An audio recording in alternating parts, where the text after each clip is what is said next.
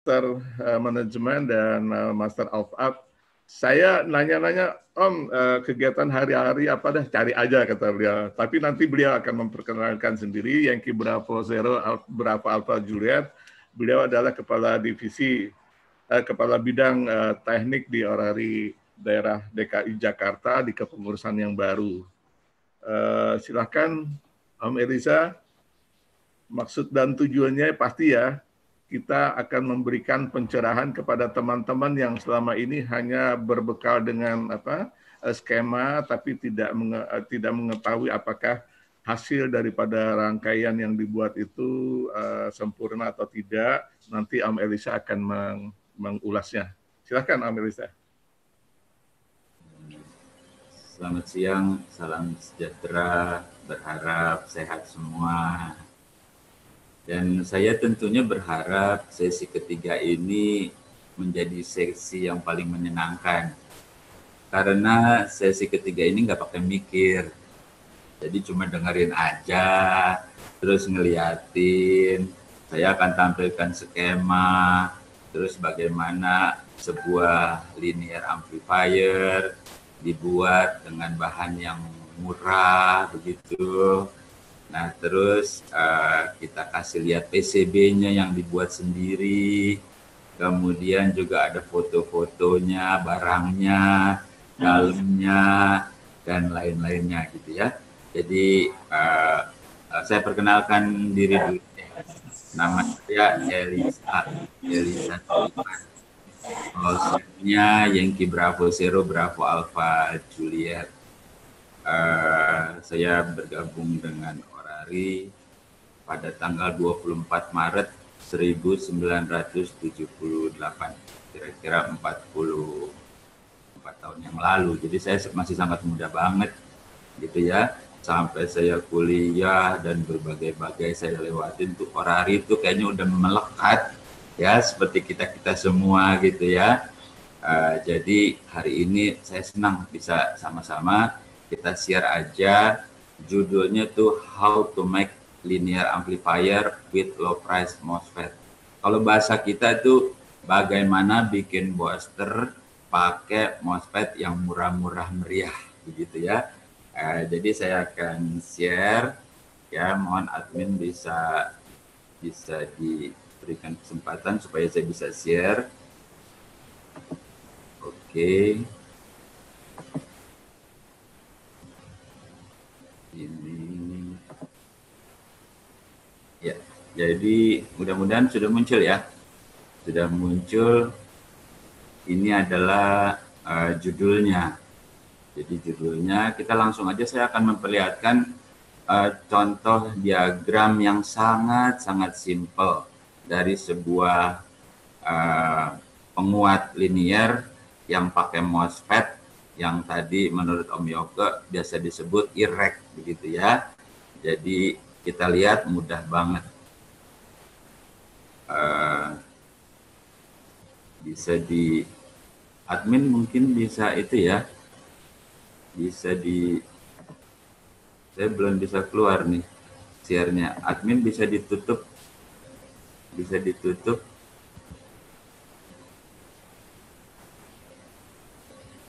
Yang penutup yang share, Om Elisa, dikeluarin dulu. Saya stop share dulu ya. Iya. Oke. Apakah dari co-host yang akan keluarkan? Bisa juga. Langsung aja ya, saya aja ya. Iya, silakan. Bisa. Om Elisa sendiri bisa. Oke. Ini, nah mudah-mudahan bisa nih. Jadi ini teman-teman bisa lihat sebuah rangkaian push-pull yang sangat-sangat sederhana. Jadi satu kata yang ingin saya katakan untuk membuat MOSFET amplifier murah ini adalah mudah. Mudah artinya kita bisa lihat komponennya tuh sedikit, kemudian barang-barangnya tuh gede-gede gitu ya. Nanti saya akan kasih lihat foto-fotonya. Jadi enggak yang seperti kutu yang warnanya kita mesti lihat pakai kacamata gitu ya. Jadi ini sangat diharapkan bahkan kita-kita yang sudah jadi opa pun masih bisa mengisi hari-harinya untuk membuat yang seperti ini. Ya, kita awali dari depan dari sebuah input 50 ohm gitu ya. Terus ada R, kemudian ada L1, ada R2, kemudian gate-nya ada ke bias, adjust, kemudian dari gate ada R ke ground, kemudian drain-nya ada pakai toroid, trafo, kemudian setelah itu sudah cukup untuk keluar powernya begitu. Jadi sebuah push pull dengan MOSFET yang murah, yang biasanya kita itu pakainya cuman pakai jongkok-jongkok di loaan atau bongkaran-bongkaran begitu ya, minimal 150 watt sampai 200 watt aja ini begini udah keluar gitu. Nah saya mau ceritakan sedikit, ini ada R1 ada R2 ya. Nah L1 ini dibuat 1:4. Kenapa 1:4? Karena 1:4 itu paling gampang gitu. Kalau kita bikin 1:1 kadang-kadang nggak matching begitu. Nah, kita buat 1:4. R2-nya ini sengaja saya tidak buat, tergantung kita punyanya berapa ohm. Misalkan kita punya 10 ohm, ya berarti sekundernya 10 ohm, di primernya itu 40 ohm. Karena rig kita itu 50 ohm, jadi R1 tinggal teman-teman pasang yang 10 ohm. Dengan begitu matching lah input kita. Kenapa input harus matching? Karena supaya transceiver kita itu matching terus gitu ya. Seorang teman sudah almarhum tuh Om Topan, YB0AI, dulu pada tahun 2001-2002 ngobrol-ngobrol sama saya. Waduh kalau gitu kayak Damilut dong. Iya, karena gate itu impedansinya tinggi, itu begitu sulit. Kalau kita biasa pernah bikin linear pakai tabung gitu ya, grounded grid, itu kan kita suntik dari katoda. Itu impedansinya cukup rendah sehingga kita bisa kejar. Tapi kalau kita buat linear tabung misalkan suntik dari grid, itu kita akan kesulitan untuk matching input. Nah, begitu juga MOSFET atau IREC ini begitu. Jadi kita ngakalinnya di situ. Kemudian saya mau kasih lihat di situ ada R10 kilo ke ground. Ini banyak teman-teman bilang, linear saya tuh bahkan baru dirancang, belum dibuat apa-apa, udah langsung jebol. Nah karena dia butuh R ke ground. Seorang teman dari Palembang pernah main ke sini, waktu dia cerita-cerita, oh saya paham, itu namanya pull ground katanya, itu namanya pull down. Saya bilang apapun lah kau sebut, yang penting dia perlu ke ground supaya dia itu mendapatkan negatif. Dan gate itu sangat sensitif. Jadi kalau di trigger kecil saja dia udah langsung bekerja. Kemudian ada rangkaian bias. Bias itu diumpan dari 5 volt, terus ada trim pot gitu ya. Karena kita kadang-kadang IREC-nya ini kan boleh nemu, boleh ngebongkar gitu ya. Bekas-bekas switching gitu. Artinya bukan IREC buat RF. Kan kita mau bikin yang murah bukan? Nah jadi itu kita buat tiap IREC itu masing-masing di adjust supaya jangan sampai misalkan biasnya 200 mA, yang satu 150, yang satu 50 kalau trim potnya satu. Jadi setiap IREC itu kita adjust supaya dia benar-benar bisa bekerja dengan baik bersamaan biasnya begitu ya. Oke, jadi ini adalah sebuah push pull yang sangat sederhana. Dengan begini aja nih kita suntik misalkan 10 watt begitu, itu bisa 200 ya. Nanti pasti nih teman-teman akan banyak bertanya-tanya begitu. Jadi filosofinya sebenarnya apa sih? Ya kita punya rig mahal. Apakah itu homebrew, apakah BITX, apa SDR gitu ya, atau rig mahal lainnya. Nah kalau dia full power terus, kadang-kadang kalau lagi apes tiba-tiba finalnya jebol begitu. Nah itu kondangannya tuh mahal tuh final ya. Dan bukan cuman kondangannya mahal aja tuh. Kan sayang itu uang, daripada buat beli final, mendingan buat jalan-jalan sama anak-anak sama cucu, bukan? Nah kayak gitu. Lagi pula, kalau final udah jebol itu juga bukanya nggak gampang. Itu harus solderan yang benar-benar panas gitu ya, sehingga buka dan pasangnya itu harus benar-benar sempurna. Kalau yang nggak biasa mendingan jangan, daripada ntar itu timah setengah mateng gitu, dicopot lagi, dibongkar lagi, itu kupu-kupu langsung rusak gitu, istilahnya begitu. Ya, jadi dengan tambahan power ini, rig kita cukup kecil saja. Ya, diturunkan powernya cukup running dengan 10 watt, apa 5 watt gitu. Nah, habis itu happy-happy lah, mau ngobrol-ngobrol sama teman, apa mau ngedeek, ya habiskan waktu luang itu dengan ber-QSO, mau dari pagi sampai pagi lagi juga itu kita nggak bakalan panas gitu ya. Kalaupun terjadi kerusakan, teman-teman lihat begitu simpel, begitu sederhana, dan juga ini barang murah ya. Kalau dulu kita beli itu irek cuma 2.000-3.000 rupiah, ya itu dibongkar-bongkar dari suatu PCB switching begitu. Ya kalau di Glodok atau di toko-toko elektronik mungkin sekitar 10 ribuan. Itu sebabnya kita katakan membuat linear dengan irek yang murah. Jadi kata pertama adalah mudah. Kata kedua adalah murah. Jadi betul-betul murah, bukan murah dalam tanda kutip gitu. Jadi benar-benar realitasnya itu sangat murah. Nah berikutnya bagaimana kalau powernya ternyata kita nggak puas, kita mau gedein lagi. Gampang banget bukan? Pasti nih yang udah biasa, udah senyum-senyum aja kan. Jadi tinggal ditambahin aja. Ini 1 push pull, dibuatlah menjadi 2 push pull. Nah seperti ini. Jadi 2 push pull, powernya 2 kali lipat gitu. Jadi kalau bikin 1 push pullnya udah mahir, bikin 2 push pullnya itu lebih mudah. Cuma memang ada masalah. Itu yang namanya combiner gitu ya. Nah itu mesti diuraikan secara khusus. Pokoknya intinya inputnya harus 50 ohm supaya itu matching dengan transceiver kita atau dengan homebrew kita. Terus outputnya juga harus 50 ohm ya, karena kita mendesain low pass filter itu in 50, out juga 50.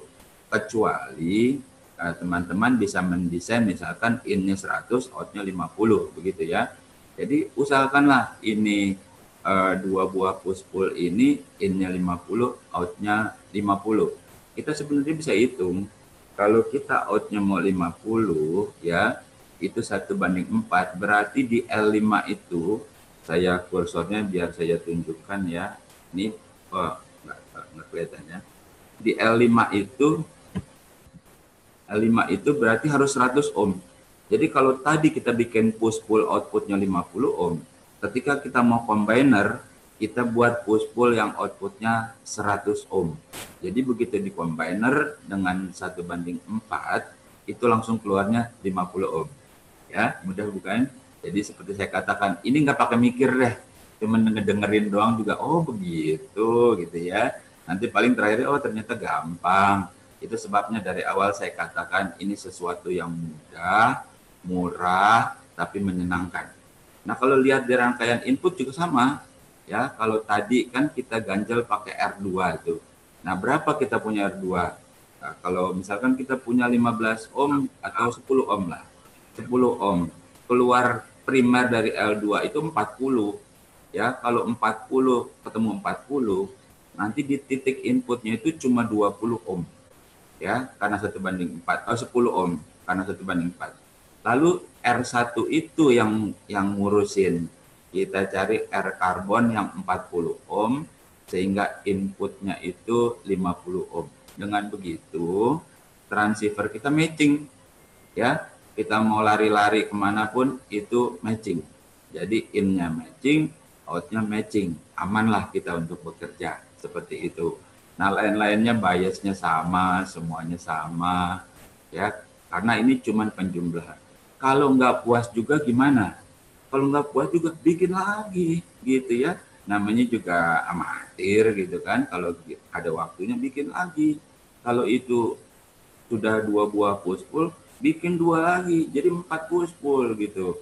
Bahkan ada teman bukan cuma 8, dia sampai 48 buah direct.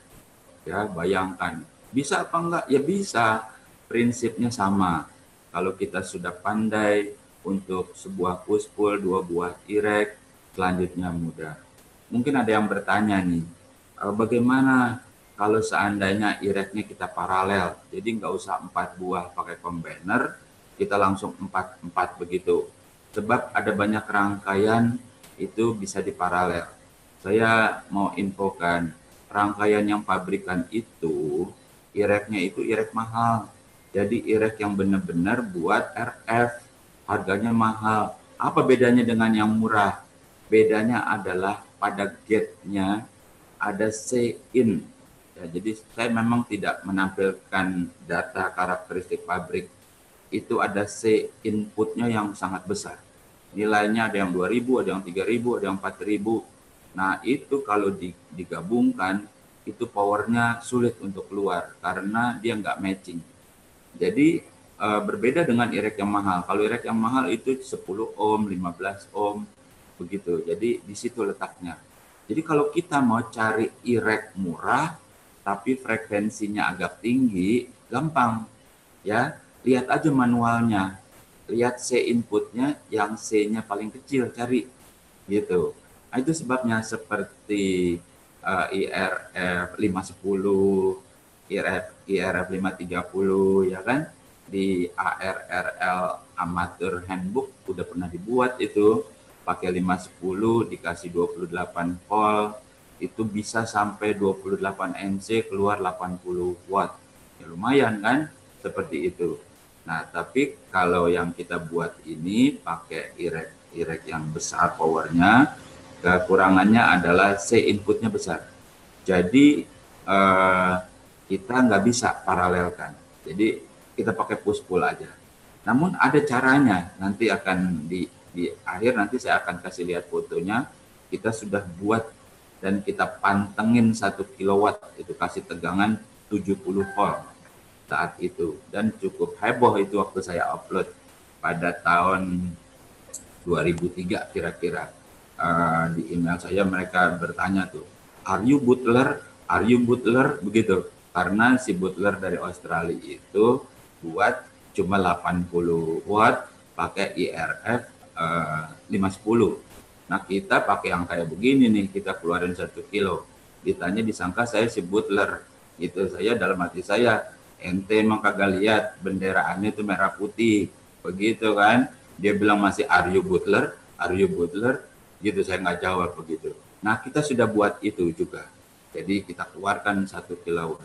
Nah teman-teman juga bertanya, kalau begitu buat aja yang gede. Betul, kalau buat sekalian aja yang besar. Anggaplah kita punya mobil balap yang bisa lari kencang, tapi kan nggak harus kita larinya kencang-kencang, bukan? Ya tergantung seberapa besar kita injak gasnya, kira-kira kayak begitu ya. Oke, kalau gitu saya akan lanjutkan, saya akan keluarkan foto-foto materialnya. Nah ini adalah material yang saya bilang tadi, begitu mudah, kelihatan, barangnya juga besar, tidak seperti kutu gitu ya. Jadi ini adalah barang-barang bongkaran-bongkaran dari sebuah switching. Ya, dari switching. Bisa toroid, toroid tubing kah, toroid apapun bisa dibuat. Bahkan toroid kecil bekas-bekas lampu LED yang udah meletos tuh LED-nya. Nah, itu dibongkar aja. Dibikin itu bisa buat untuk toroid input. Karena inputnya nggak butuh power besar-besar, itu butuh kecil-kecil. Nanti saya kasih lihat fotonya. Oke ya, supaya tidak membuang waktu, saya akan lanjutkan fotonya. Ini adalah PCB-nya.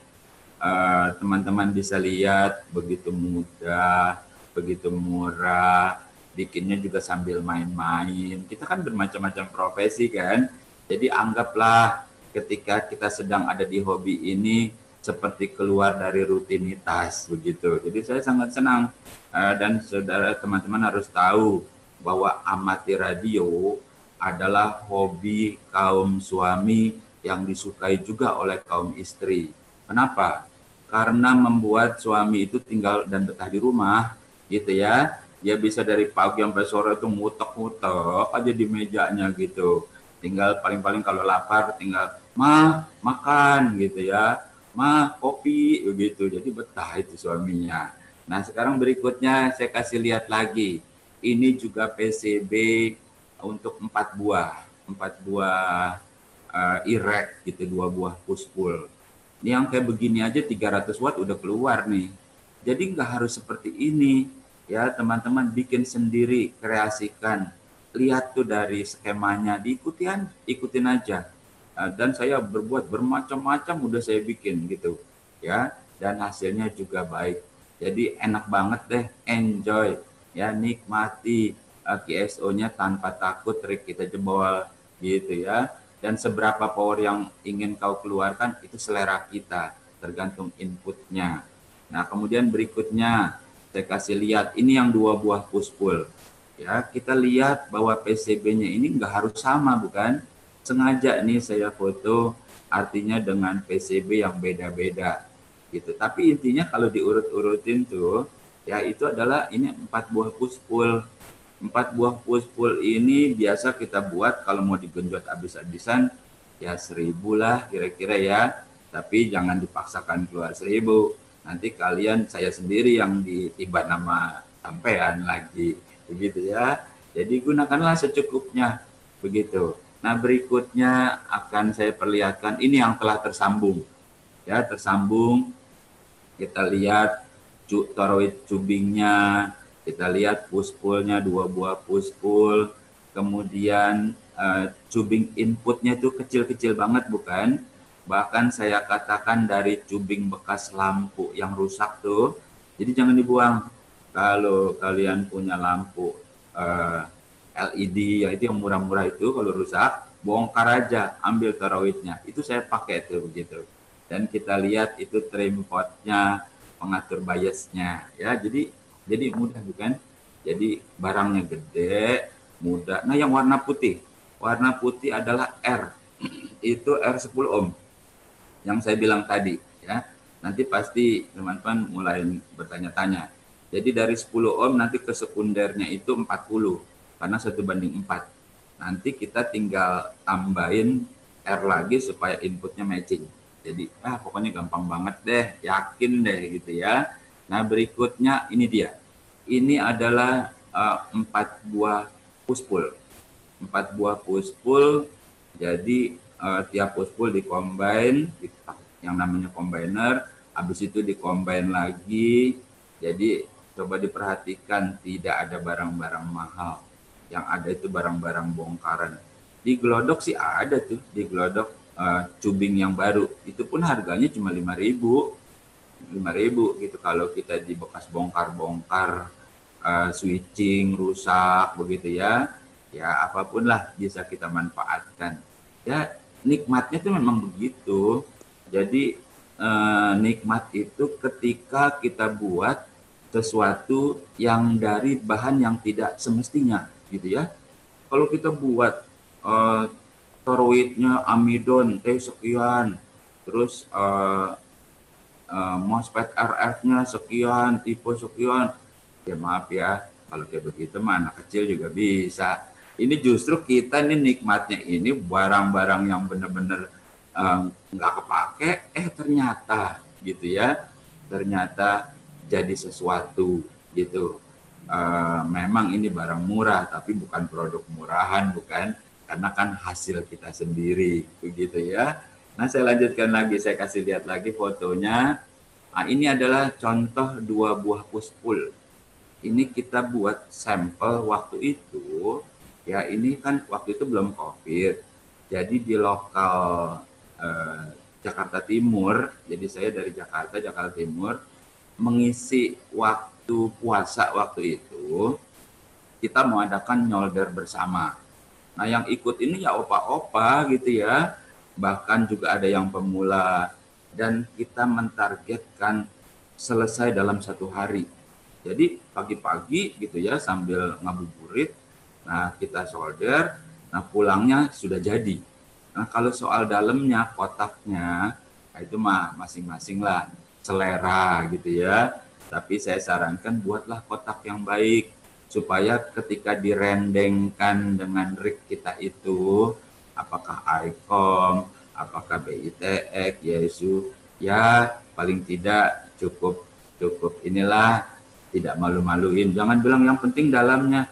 Ya, kan ketika direndengkan di meja kita kan kita juga melihat di situ ada rasa kepuasannya, kira-kira begitu. Nah ini kita targetkan 1 hari harus selesai. Ada yang bertanya, apa mungkin? Dan kalau saya buktikan itu kita 2 jam selesai. Artinya PCB-nya sudah kita siapkan, terus heatsink-nya juga kita sudah bor-borin, kemudian tubingnya juga kita sudah siapkan, sehingga teman-teman yang betul-betul pemula pun cuman nyolder aja. Itu pun kita beri petunjuk. Langkah pertama bikin bagian kontrol.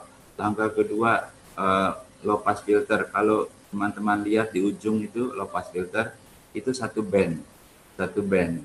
Ada yang bertanya bagaimana cara bikin low pass filter? Itu gampang aja, nyontek aja gitu ya. Kalau kita sekolah kan dulu nggak boleh nyontek kan. Kalau ginian boleh nyontek. Karena kalau kita bikin sendiri itu buang waktu, buang tenaga, buang biaya. Nah jadi kita nyontek aja. Nah kalau nggak bisa juga ya ada cara yang paling gampang. Paling tidak ya kan nggak usah lagi kita ngitung-ngitung berapa gulung, berapa kawat, berapa diameter, baru berapa mikrohenry. Belum kita gulung kita udah puyeng ya. Belum kita gulung kita udah stres. Nah jadi yang paling gampang tuh ya gulung aja sembarangan, tentukan C-nya itu harus pakai silver mica ya, yang deep silver mica tuh yang kalau kita nih teman-teman selalu bilang apa ya, biji asem ya, paham ya, kita selalu bilang biji asem kan. Nah itu biji asem tentukan, misalkan itu 250 pf, kita mau di 7 mc ya, minimal kita punya analyzer ya. Analyzer kita gulung aja sembarang 15 lilit lalu dikasih C, dia kan matching loh. Nah kita lihat kalau ternyata dia matchingnya 6 mc ya gampang tuh, berarti kepanjangan gulungan kita pendekin lagi, atau setelah kita cek ternyata ada di 8 mc ya berarti kependekan, kita gulung lagi. Ini mah sambil main-main sama cucu juga jadi ini low pass filter. Jadi nggak susah-susah banget bukan? Nah kira-kira seperti itu. Oke kita lanjutkan ya. Kita lanjutkan lagi. Nah ini salah satu contoh. Depan panelnya itu kira-kira ada kontrol RX, TX, ada digital voltnya, kemudian ada bandnya 3,5 sama 7, kemudian ada switch power, band, dan operate. Operate itu sebenarnya sih kalau ada kerusakan itu salah satunya supaya kita mudah kontrolnya. Nah belakangnya itu biasa kan seperti booster pada umumnya, itu ada in, ada out, kemudian ada relay. Relay ini kontrol. Jadi kita sambung ke transceiver kita ke bagian kontrol, sehingga ketika kita pencet di titik atau ketika kita dengan Morse CW, ketika key-nya kita tekan, transceivernya on, linearnya juga on. Ada beberapa teman relaynya itu pakai injekan di kakinya, jadi diinjak kayak ngegas gitu ya. Ya pokoknya suka-sukalah gitu ya. Emang ini namanya proyek suka-suka kan. Yang penting gue seneng, begitu aja judulnya. Nah kemudian kita lanjutkan lagi. Dalamnya seperti itu. Itu harus dibungkus biar rapi karena powernya udah cukup besar. Dia riskan untuk seleb ya. Kan kalau kita biasanya nyebutnya seleb. Lu seleb kali ya, seleb gitu ya. Ya maksudnya itu seleb osilasi. Jadi dibungkus biar rapi, di-seal, dipakai seal aluminium tipis aja, aluminium tipis. Nah kalau dibuka itu dia dalamnya yang tadi, ya lihat begitu terlihat semua dengan begitu jelas. Ya saya lanjutkan lagi ya. Nah kemudian ini salah satu contoh bahwa bikin PCB-nya itu nggak mutlak harus kan kalau CPU, IC-nya, kakinya dan lain-lain. Enggak, ya kita mau bikin begini, saya bikin lebih rapat nih. Ini kenapa foto ini saya keluarin? Karena saya sudah upload ya, dan itu di YouTube banyak banget yang ngelihat. Saya bilang iya lihat aja, nyontek juga boleh, saya bilang gitu. Jadi banyak teman bilang wah itu merupakan inspirasi gitu. Tahun-tahun itu kan tahun 2000-an awal, tahun 2003 lah kira-kira. Kalau sekarang sih saya yakin deh kita semua bahkan sudah familiar banget, udah hafal. Jangan-jangan pinteran kalian nih, begitu ya. Nah kalau perlu saya yang harus belajar. Nah, karena begini, saya mau kasih tahu lebih lagi. Ini saya nggak nulis-nulis, jadi saya tuh ya kayak ngasih kuliah aja. Saya tinggal ngomong aja begitu ya, mengalir aja. Ada yang perlu kita tambahkan kalau dibandingkan dengan booster pabrik. Misalkan IC 4KL yang iPhone punya itu berapa sih? 40, 50, apa 60 juta begitu. Nah, itu yang perlu kita tambahkan kalau mau bener-bener enak nih ya. Bikin rangkaian di mana kalau SW proteksi, rangkaian protect namanya ya. Misalkan kalau SWR-nya tinggi, dia langsung protect, langsung true gitu ya, langsung protect. SWR-nya tinggi, gampang tuh rangkaiannya di rangkaian SWR. Kemudian bikin rangkaian, kalau dia pincang, ini kan 4 buah push pull. Kalau salah satu pincang, dia juga protect. Nah yang pabrik kan juga begitu, jadi ribet deh, cerewet gitu. Istilahnya cengeng, apa-apa protect, apa-apa protect. Nah karena dia punya MOSFET-nya itu mahal. Tapi apa salahnya kalau kita buat juga? Jadi kalau salah satu pincang itu kelihatan, BIOS-nya kan beda. Nah, itu dia langsung protect, langsung true. Apalagi coba pikirkan. Thermal, ya. Di heatsink-nya kasih thermal control. Kalau dia udah terlalu panas banget, ya mungkin lagi teriak-teriak gitu ya, mau check-in gitu ya. Kalau dia udah panas banget, dia protect, gitu. Nah, ada banyak teman-teman, itu saya baru panas dikit jebol. Saya bilang begini, kau ini mentang-mentang murah udah bisa karung ya? Iya, dia bilang gitu. Nah, sebetulnya nggak begitu. Dia itu sangat kuat. Saya kalau pakai ini bertahun-tahun, sampai kalau saya pegang heatsinknya itu sangat panas. Jadi bayangkan kalau itu dipakai untuk mesin las yang switching, itu juga sampai panas nggak jebol-jebol. Asalkan input matching dan output matchingnya udah bener-bener match gitu ya. Kita kalau bercanda nih sama teman-teman gitu ya, ledek-ledekan nih, saya bilang gini, lo booster belum beres udah mengudara gitu ya, tapi mereka bercanda-bercanda, ketawa-ketawa gitu ya. Akhirnya kita bertukar pikiran, kasih masukan sampai betul-betul kualitasnya. Jangan sampai suara kita ngebas keluarnya kecentet gitu ya, atau nyekrak-nyekrak gitu ya. Wah, ini mah bukan suaranya Om Hernandi nih, ini suaranya siapa nih begitu kan ya. Jadi kalau suara kita harus keluar, suara kita artinya harus mulus. Memang ini harus perlu kajian, tapi secara gampangnya tuh ya, itu setting bias, input matching, output matching, low pass filter, jadi deh, yakin. Saya udah cek ya, mau lihat di layar, mau dilihat apa, itu signalnya utuh. Jangan sampai dari transceivernya utuh, keluarnya berantakan, akhirnya nyepleter kemana-mana, gitu ya. Oke, kita lanjutkan, udah mau selesai kok ini kita. Nah, kemudian ini saya mau ceritakan, kalau kita udah bisa bikin satu, itu mau bikin 10, mau bikin apa, mau bikinin teman-temannya, itu udah enak aja gitu ya. Mau bikin yang 1000, mau bikin yang 600, mau bikin yang 300 gitu ya. Itu udah kan kita jadi penciptanya begitu ya, kita yang sekehendak kita, pokoknya menyenangkan banget. Ini kayak ini nih saya bikin 300 watt nih, itu cuman 2 buah push pull, nggak pakai digenjot gitu ya, jadi udah cukup lah segitu, 200 watt 300 watt buat kita cukup lah, paling-paling juga kita keluarin 200 aja begitu.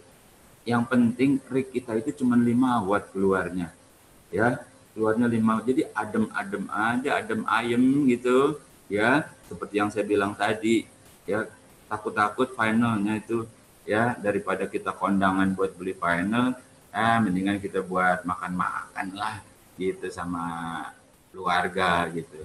Nah ini juga contoh lain lagi. Ini saya bikin 600 watt. Ada yang saya mau tambahkan, mungkin ada yang mau bertanya, tipenya gitu ya, itu mau tipe apa aja juga bisa tuh ya. Mau IRF 150, IRF 250, IRF 450, mau APT. Ini kan saya pakai APT ini. APT 5020, mau pokoknya coba-coba deh, bisa gitu, nggak begitu susah gitu ya. Jadi bisa dibuat itu.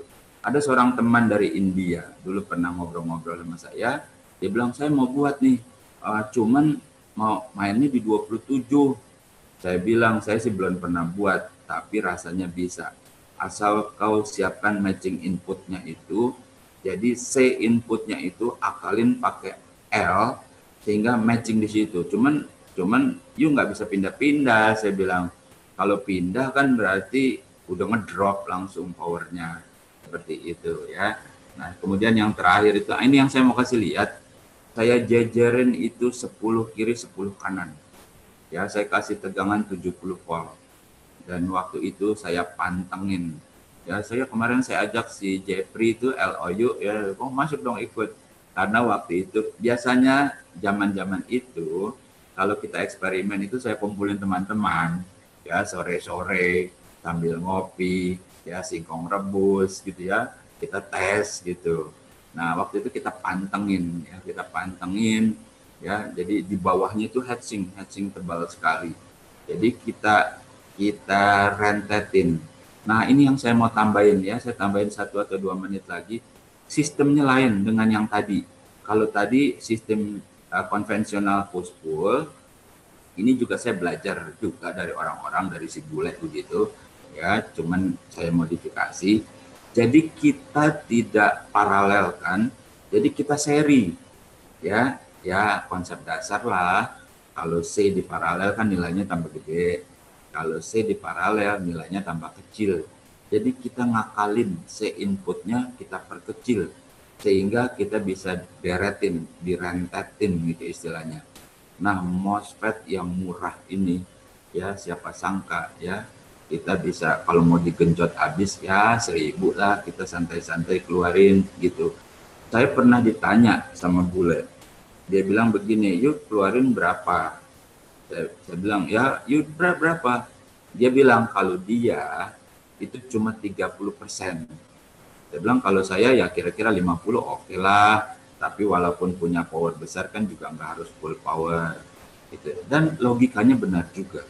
Kalau kita punya rig misalkan outputnya 100 USB misalkan atau LSB, pasti di dalam manualnya itu kalau AM itu pasti cuma 25 watt, 30 watt gitu. Jadi memang mungkin karena spotting carrier atau nggak tahulah begitu caranya ya kan, kalau kita jelaskan di sini nggak selesai nanti sampai sore sampai maghrib. Nah jadi begitu juga kalau kita pakai FT8, kita pakai apalagi ya RTTY, itu jangan terlalu besar ya, jangan terlalu, itu powernya turunin aja. Saya kalau pakai FT8 itu 10 watt, kadang-kadang booster tidak on begitu kan, kita tahu toh yang penting antena kita bagus, SOR-nya bagus gitu ya. Nah tambahan satu lagi apa yang saya ingat, apa sih manfaatnya selain mudah, selain murah, nah itu terhadap pemakaian listrik ya. Bayangkan kalau kita punya booster tabung ya, kita standby-nya aja listrik kita manteng udah berapa banyak ya, untuk nyalain filamen itu berapa ampere. Kemudian itu loh di bagian high voltage-nya itu ya, itu kan ada blader-bladernya itu kan. Iya dong, kalau nggak pakai blader nanti 3000 volt manteng terus kepegang sama kita. Nah begitu kita matiin kan 3000 volt langsung ngebuang. Nah jadi bladernya itu ngebuang listrik terus tuh. Jadi masih banyak hal lain yang kita standby-nya aja tuh bikin token kita jadi jalan terus gitu. Nah dengan yang kayak begini nih, kalau kita standby ya itu praktis nol. Apalagi kita pakai power supply-nya switching ya. Kalau kita standby ya udah nol, begitu kita on langsung dia naik tuh ampernya. Nah kira-kira seperti itu. Mungkin ini nggak jelas, terlalu terburu-buru mungkin ya. Tapi paling tidak saya ingin memperlihatkan bahwa ini adalah sesuatu yang menarik, mudah, barangnya murah, dibikinnya mudah, dan menyenangkan deh pokoknya. Anggaplah kita sudah punya transceivernya, terus sekarang kita tambahin powernya. Ya, demikian keterangan saya. Nanti kalau ada pertanyaan-pertanyaan kita share ya.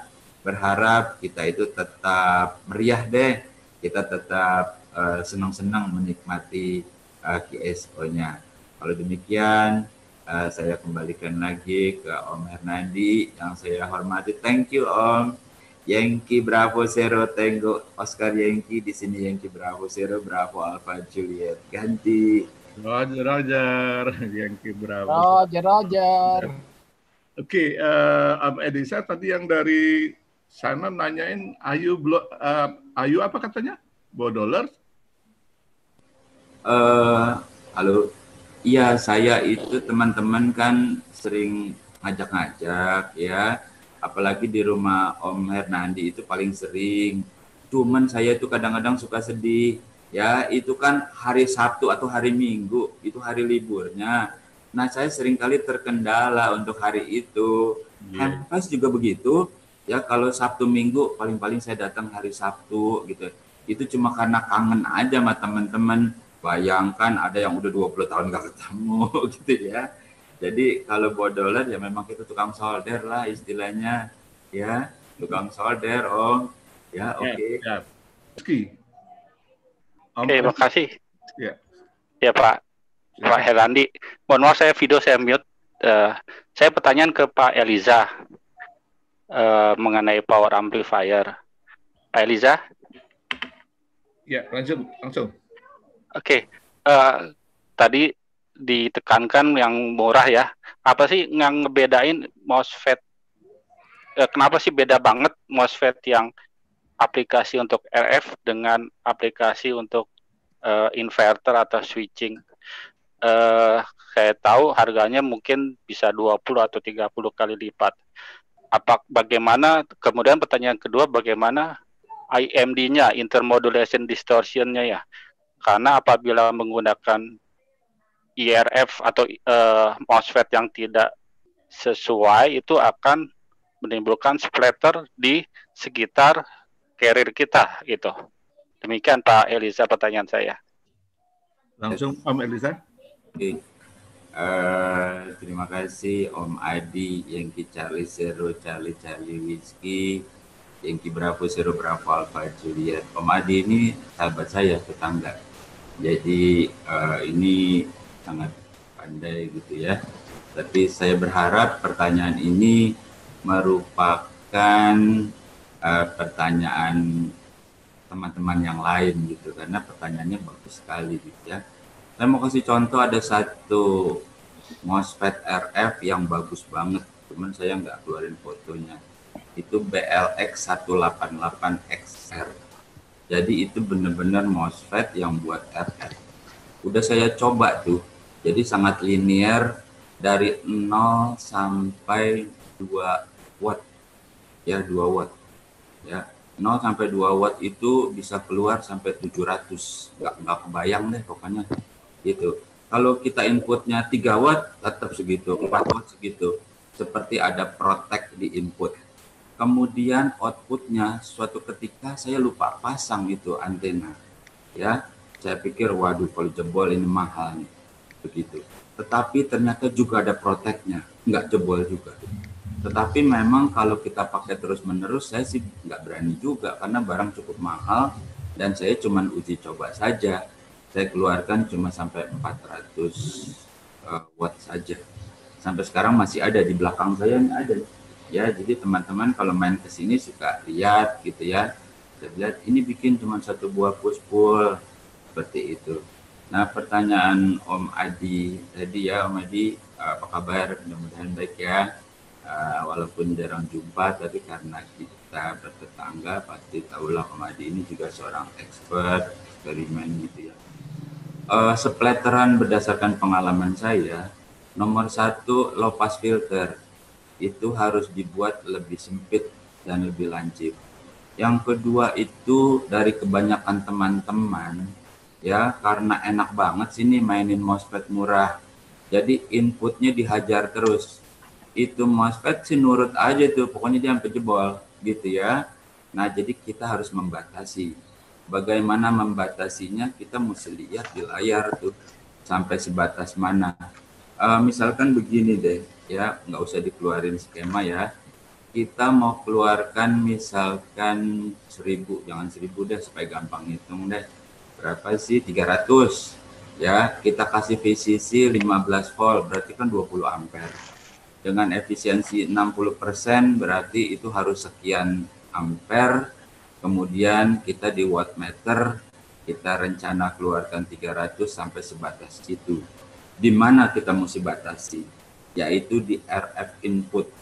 Kalau kita paksain terus keluar, itu splatteran memang kemana-mana. Ya, kalau lihat di layar, ya saya nggak pakai istilah-istilah yang susah-susah deh. Ya, yang penting kalau lopasnya baik, inputnya matching, dan kagak maksa-maksa gitu ya, sampai digenjot habis-habisan. Artinya disesuaikan aja kira-kira kita mau keluar berapa. Kalau kurang besar ya tambahin lagi push-pullnya biar banyakan begitu. Jadi kalau memang dia banyak kan juga itu MOSFET bekerjanya tidak berat. Jadi yang membedakan MOSFET murah dengan MOSFET mahal yang seperti tadi. Saya sudah singgung tadi di C inputnya gitu ya. Saya sama OQ, Oscar Quebec itu kan karena saya satu alma mater. Jadi sering ngobrol-ngobrol dulu di udara. Dari awal tahun 2000-an kita udah tahu itu. Jadi cari nih Elisa yang C inputnya kecil gitu ya. Dan memang betul. Dan juga materialnya Om Adi, mudah-mudahan pertanyaan Om Adi ini mewakili pertanyaannya teman-teman ya.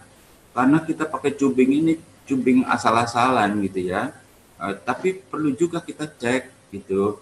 Jadi itu cubing, kita kasihlah berapa lilit, terus kita kasih C, ya silver mica, terus kita pakai analyzer lah. Dia mesti deep ya. Nah, ada beberapa cubing yang ngaco tuh. Jadi dia nggak pernah ada dipnya. Itu biasanya di 2,3 begitu ya.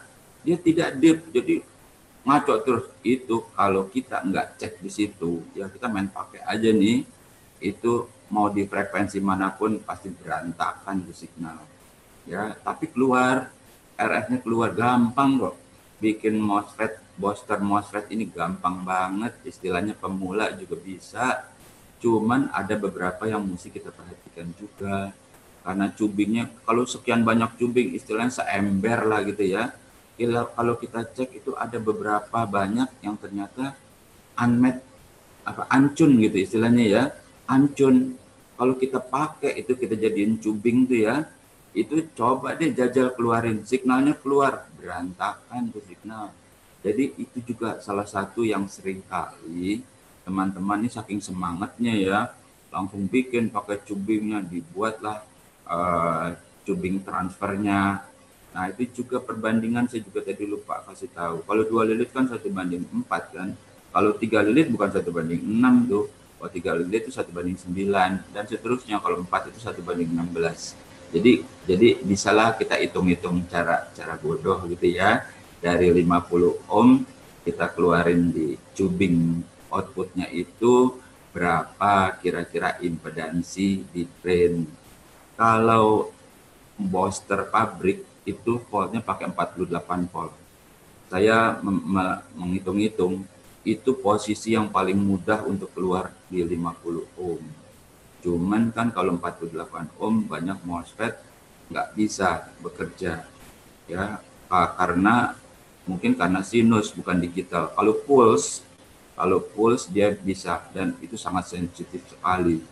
Jadi kalau soal perbandingan murah dan mahalnya, ya jelaslah ya. Saya pernah cek itu MOSFET sampai dia maksimum cuma 2,3 megacycle doang. Jadi kalau kita mau mainnya di 1,8, oh itu jago banget ya. Kalau kita mainnya di 80 masih oke. 40 udah mulai turun. Paksakan ke 14, power tinggal separuh. Kecuali kita memang matching input kita matching cuma di 14, jadi matchingnya di 14. Seperti yang saya ceritakan tadi, seorang dari India, dia itu pengen main di 27, itu dia pakai IRF 450. Saya sendiri belum pernah coba, tapi waktu ngobrol-ngobrol dia coba dan berhasil. Bisa, cuma di frekuensi itu aja. Nah, jadi ini baik sekali buat kita yang lagi ada waktu karena COVID. Coba deh, ya. Nanti kalau udah coba, kita makin senang. Kalau kita bertanya, sudah kita coba, itu lebih meresap daripada cuman teori doang belum pernah kita coba. Seperti itu. Jadi saya minta maaf Om Adi, mungkin nggak bisa semuanya saya jawab, tapi paling tidak sudah bisa membedakan MOSFET murah dan MOSFET mahal ya. Oke Om Adi, thank you ya sudah bertanya. Ini teman. Baik, Pak Elisa. Kemudian menjawab tadi pertanyaan Om Adi yang cari Sero, cari Rizky. Om Ino dari awal nih, Om Ino Seno, Yankee Deltawan, Romeo Mike Yankee. Masih ada? Silakan Om Ino, waktu untuk Anda. Oke, kalau tidak ada. Om Hernandi. Ya? Siap. Ada permintaan dari Pak Edison, BMKG dari wilayah Sumatera Utara. Silakan. Jadi maksudnya mau meminta bagaimana atau pencerahan tentang bagaimana mau masuk jadi anggota Orari. Saya mohon Pak Edison bisa membaca chat saya di chat ya. Mohon teleponnya biar kami bisa hubungi dan arahkan Pak Edison untuk berhubungan dengan Orari daerah Sumatera Utara. Karena sekarang itu untuk masuk jadi anggota, ujian itu di tiap-tiap daerah. Om Mas Kuri, silakan. Oke, terima kasih Pak atas waktu yang diberikan. Mudah-mudahan sudah saya bisa didengar ini. Tolong ya. call Pak. Ya, call sign Yankee Delta 3 Kilo Uniform Romeo, nama Mas Kuri dari Kota Gresik Pak. Mohon izin untuk bertanya kepada Pak Elisa tentang linear amplifier. Kebetulan saya seorang praktisi Pak, jadi bukan dari teknisi, dari praktisi. Ada hal yang perlu saya tanyakan. Pada umumnya kalau membuat linear amplifier itu kesulitan pada matching impedan. Matching impedan pada bagian radio menuju ke input RF amplifiernya. Nah itu bagaimana cara yang paling mudah, yang paling gampang dipraktekkan oleh teman-teman amatir biar teorinya tidak terlalu berlebihan, bagaimana teknisnya. Itu aja Pak, terima kasih. Ya, baik. Pak Mas Guri, Yankee Delta 3 Kilo Uniform Romeo, di sini Yankee Bravo Zero Bravo Alpha Juliet. Terima kasih, kita sudah kenalan ya berarti di sini ya. Ya, oke. Jadi ya kita akrab-akrab aja lah gitu ya.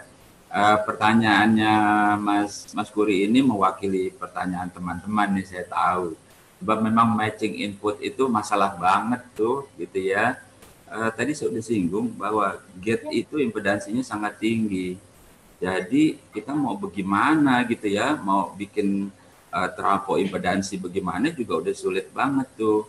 Cuman saya tadi udah kasih skema yang paling sederhana, yang kalau dibikin tuh pasti jadi deh, yakin gitu ya. Tuh inputnya pakai 1:4 ya, Mas Guri. 1:4 karena 1:4 itu mudah dibuat. 1:4 mau pakai toroid tubing, mau pakai toroid bundar, mau pakai toroid bekas trafo yang listrik yang kecil itu, karena kan inputnya kecil tuh ya Mas Guri. 1:4. Nah 1:4 itu sekundernya itu kasih R. Saya kasih contoh, kalau R-nya itu 10 ohm, kan yang banyak di pasaran itu 10 ohm ya. Tapi usahakan yang karbon 10 ohm. Nanti di primernya itu kalau 1:4 dia tuh 40 ohm. Dia 40 ohm. Nah kan kita punya transceiver itu 50 ohm ya. Kalau kita langsung masukin SOR-nya tuh ya kira-kira 1 banding berapa tuh ya. Nah supaya matching itu diganjel pakai R 10 ohm. Tuh tadi di skema tuh R-nya itu saya nggak tulis tuh sengaja, R1, R2 gitu ya. Saya tahu ini, seorang yang seperti Mas Kuri ini pasti tanya itu. Jadi di situ letaknya, ya letaknya di situ. Akan seorang teman yang sudah almarhum itu, Mas Topan itu bilang, Om Elisa, dia ketawa-ketawa, kayak download aja. Saya bilang, lah iya kan kita pengen matching input di transceiver kita. Lalu ke gate-nya itu dikopel mau 102, 103, 104. Ya dijajal-jajal aja yang mana yang paling matching. Apakah di 80, apa di 40, itu dikopel. Nah, gate-nya itu memang impedansinya tinggi. Jadi kita matching dari transceiver sampai ke cuping input matching. Selanjutnya dikopel. Gate-nya itu kan dikasih bias, toh biasa kan, dikasih bias, dikasih R ke ground. Nah, dengan begitu coba dicek deh pakai analyzer. Pasti inputnya matching.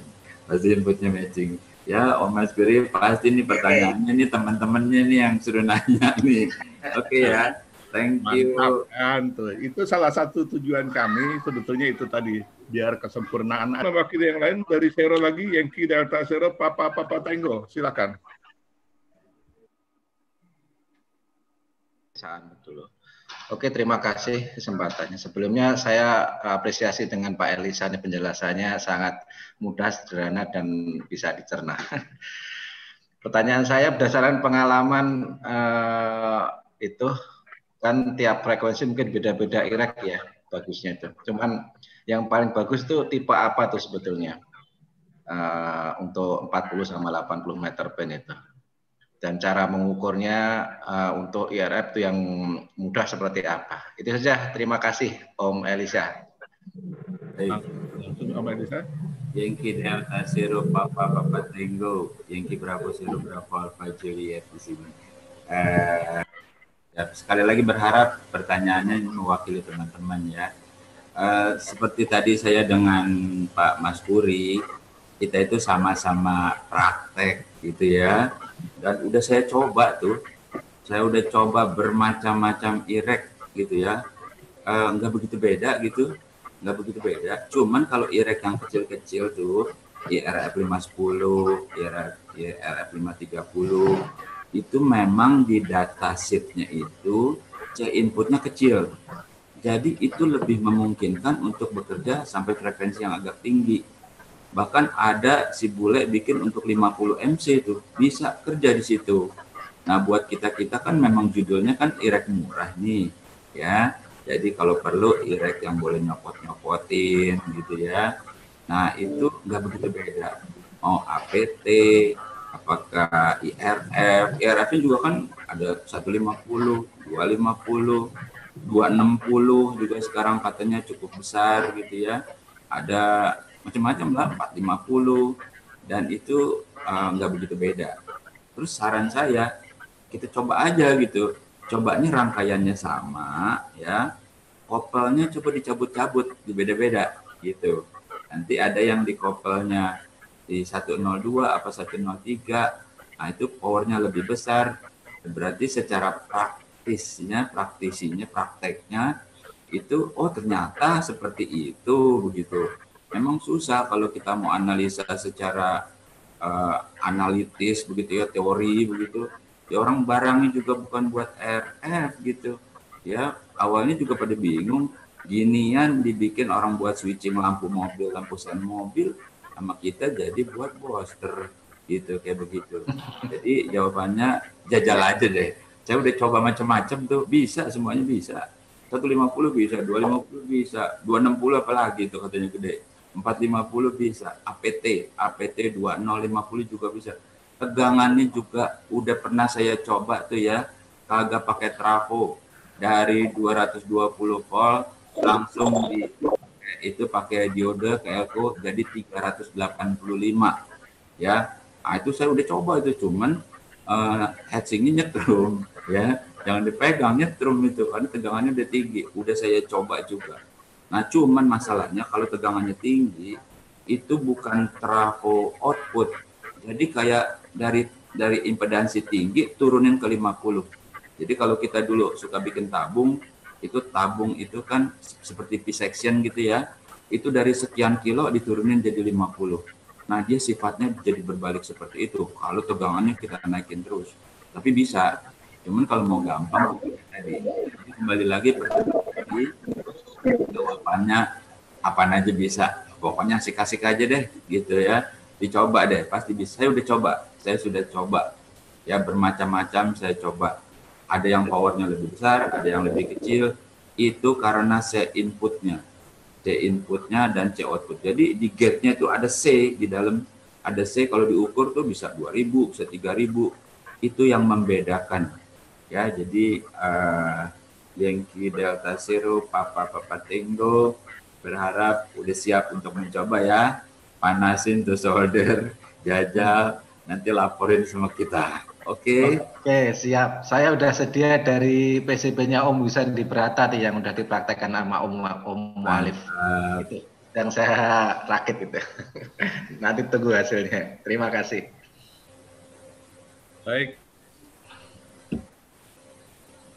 Baik, terima kasih. Demikian. Saya dapat japri langsung nih, mohon maaf Om Suryo, satu aja nih. Kayaknya rekan-rekan yang ada di sini kan adalah yang rekan-rekan yang ya biasa dipanggil sebagai homebrewers itu macam-macam. Ada yang namanya solderman, koprekman, kemudian ada juga yang bodolers lah. Makanya saya bilang tadi, jangan-jangan yang dari Australia itu nanya, ayo bodolers, katanya. Ini ada Om David Ubah, ya, Raja Bodoler yang selalu berpartisipasi dimanapun ada HAM Festival, yang ada bau-bau yang amati radio Tulen, beliau ada di sini. Kesempatan untuk Om David, silakan. Mana Om Davidnya? Ada, hadir. Ya. Terima kasih Om Carly, terima kasih semuanya. Kali ini saya senang karena seakan-akan bisa reunian ya dengan rekan-rekan. Saya ada sedikit pertanyaan buat Om Elisa mengenai tubing. Halo, apa kabar Om Elisa ya? Terima kasih semua rekan-rekan. Saya sangat senang dengan adanya webinar ini. Tubing seperti ini, nanya Om, seandainya kita tidak punya tubing, tapi kita punya toroid, lalu di paralel seperti ini, apakah masuk akal gitu? Soalnya saya lihat di beberapa rangkaian seperti di avionik radio, di Colin itu terdapat beberapa push-pull yang benar-benar di paralel. Gitu. Ya, Om David, senang jumpa ini. Saya kalau ke rumah Om David tuh nyari itu heatsink. Saya butuh heatsink buat pendingin, gitu ya. Nah, tubing yang toroid, toroid itu kalau digabungkan lalu dicolok pakai tubing tembaga itu pun bisa gitu. Tapi memang saya belum pernah coba dapat nilainya. Belum pernah. Namun itu sudah banyak dicoba oleh rekan-rekan praktisi. Rekan-rekan tukang solder bangun kaki bangun, karena kebetulan kita kan bekerjanya pada low band gitu ya, di 80, di 40, jadi asik-asik aja tuh ya. Jadi kalau soal nilainya pasti beda tapi kalau soal dipakai di low band itu pasti bisa. Cuma kan kalau kita mau main di high band itu pasti harus standar berapa nilainya gitu kan. Sementara ini kita selalu muter-muternya di low band nih, di 160, di 80, di 40. Dan yang tadi jangan lupa teman-teman ya, kalau kita punya tubing banyak, coba dicek satu-satu ya. Caranya gitu, kasih lilitan aja 3 lilit, terus dikasih C silver mica gitu berapa, terus pakai analyzer. Nah dia mesti deep gitu ya, mesti deep. Itu ada beberapa tubing yang ngaco tuh, dia ngaco terus, ancun terus. Wah itu jangan pakai deh. Kalau dipakai itu istilahnya kapiran ya, capek sendiri kita pikir di mana salahnya, gara-gara tubing ya cubingnya sih mulus ya. Nah itu satu atau dua pasti ada yang ancun gitu. Jadi ya iseng-iseng deh kalau punya seember gitu ya, iseng-iseng dikasih lilit, kasih C diukur. Dia dip nanti dip ya, dia dip di berapa gitu ya, tergantung C-nya dan L-nya kan. Nah kalau dia dip berarti bisa digunakan buat kita nih apa buat dollar, apa solder gitu ya. Nah jadi itu berdasarkan pengalaman aja. Kalau enggak nanti kita capek nyarinya tuh. Ini di mana salahnya gitu. Ternyata gara-gara. Sama satu lagi Om. Ya, silakan. Mengenai banyak yang orang keluhkan splekteran ya atau rambatan liar. Itu ada pelanggan yang sekali borong toroid ukuran 2-3 cm, sekali borong banyak. Pemain DX. Saya bilang buat apa ini orang? Rupanya dia bukan buat push pull tapi buat di kabel transmisi. Katanya untuk menekan rambatan dia atau splekteran. Apa benar bisa begitu? Dan umumnya dia pakai tubing warna hijau yang biasa dipakai di sebagai EMI filter pada switching atau SMPS. Begitu Om. Baiklah Om David. Kalau kita lihat kabel USB ke data juga itu yang sekarang itu udah ada toroidnya tuh dari pabrik ya. Kalau yang sekarang tuh kabel data udah ada toroidnya, dan banyak juga menyarankan apalagi yang pakai dung cis gitu kan ya, dia paling riskan dan rentan dengan seleb. Jadi dia pakai itu katanya untuk menangkal spletteran dan seleb osilasi. Ternyata hasilnya memang baik gitu ya, hasilnya baik. Sampai sejauh mana dia meredam sih memang nggak pernah diukur. Kan barangnya juga barang murah begitu ya. Jadi kalau dia borong mungkin bisa. Cuman kalau untuk matching output ya tidak harus pakai toroid tubing Om David. Pakai toroid bunder kayak gitu ya. Toroid apapun bisa. Cuman cara menggulungnya gitu ya. 1:1 atau 1:4 atau 1:9 itu memang agak beda. Gitu. Jadi nggak terbatas banget harus ini harus cubing nih gitu kan. Enggak banget. Saya udah coba. Saya bisa ngomong karena saya sudah coba. Jadi bukan teori doang gitu ya. Kagak ada yang cubing, ada yang bunder, gulung. Kagak ada yang kuning, ada yang hijau, gulung. Soalnya kita masih mainnya di low band. Ya kalau kita mainnya udah di atas mungkin udah beda.